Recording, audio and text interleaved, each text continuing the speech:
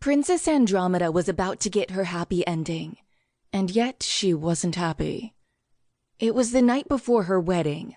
Her husband-to-be had saved her from a terrible fate, and it was thus only natural she marry him. Or so everyone said. Tomorrow they would be wed here in the summer palace, and afterwards he would take her away and she would live in his castle as his queen. It had all been decided.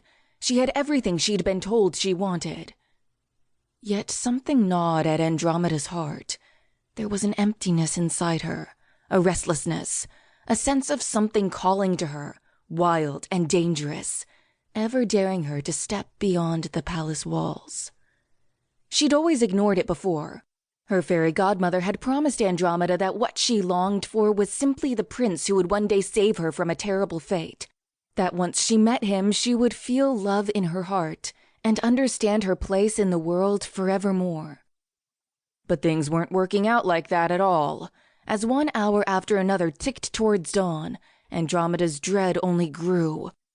Her heart was heavy, not joyful at all, and she couldn't help but feel that tomorrow would mark the end of her life in many ways, not its beginning.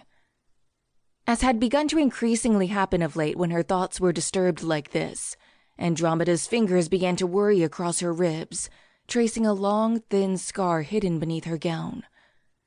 An assassin had given her that scar 2 years ago when he tried to kill her, and if Talen hadn't been there, he would have succeeded.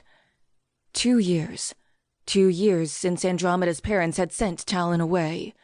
Saving Andromeda's life hadn't been good enough for them, not when they'd seen the slash along her ribs and declared her beauty marred forever. Talen had been Andromeda's bodyguard. She'd come with a previous prince, the one who broke the sleeping curse, and if Andromeda were to be completely honest with herself, Talen had always fascinated her far more than the prince ever had. Talen, with her quick, clever fingers, her lethal skill with knife and bow, her pale skin and fine golden hair, so different to anyone Andromeda had seen before. Like all the people of her kingdom, Andromeda was dark with springy black curls and brown eyes. She'd asked Talen once where she was from, how many lands she'd crossed before coming to her kingdom. But Talen hadn't answered her. Instead, she'd glanced sidelong at Andromeda and said in a teasing voice, "Isn't that the sort of thing you should ask your prince?"